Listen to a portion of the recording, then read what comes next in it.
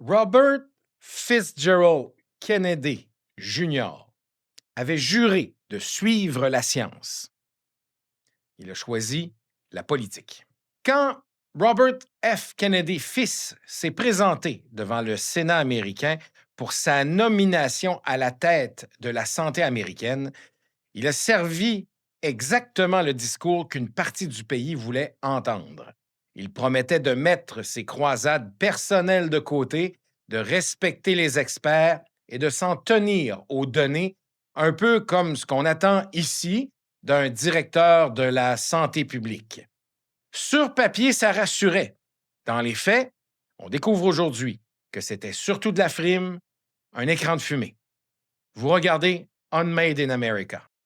Bonjour à tout le monde. Avant de continuer avec le sujet d'aujourd'hui, j'aimerais prendre quelques instants pour vous inciter à vous abonner à cette chaîne. Je sais, c'est un peu tannant de revenir toujours là-dessus, mais vous, ça ne vous demande pas grand-chose, ça coûte absolument rien. Pour nous, ça nous aide énormément pour la reconnaissance du canal et aussi pour nous aider à diffuser cette vidéo-là à un plus grand auditoire. Bref, ça nous rend toutes sortes de services qui, ne vous coûtent absolument rien. Alors, je vous inviterai à cliquer sur j'aime et à vous abonner à notre chaîne. Le nouveau calendrier vaccinal annoncé par le Center for Disease Control cette semaine marque un net recul. On passe de 17 à 11 maladies couvertes par les vaccins de routine. Plusieurs doses qui étaient offertes à tous les enfants américains deviennent réservées à ce qu'on identifie comme étant des groupes à risque ou encore laissées au bon vouloir d'une discussion avec le médecin traitant. Pour un pays qui bat des records de cas de rougeole, ce n'est pas un détail technique, c'est plutôt un virage politique qui pourrait être très, très lourd de conséquences. Pour se justifier, Kennedy explique qu'il veut aligner les États-Unis sur des pays comme le Danemark. Bon, à vue de nez, l'argument fait rire jaune un peu. Le Canada, le Royaume-Uni, l'Australie ou l'Allemagne ont des calendriers de vaccination très proches du modèle qu'on tente de reléguer aux oubliettes. Et pourtant, ça provoque aucune panique. La comparaison avec le Danemark, quant à elle, petit pays homogène, avec un système de santé universel bien financé et une forte confiance envers les autorités de la santé, ben, c'est tout sauf neutre comme comparaison, surtout quand on l'applique à un géant aussi fragmenté, aussi divisé sur les questions de santé comme les États-Unis, où les inégalités d'accès aux soins feraient sursauter n'importe quel ministre de la Santé à Québec.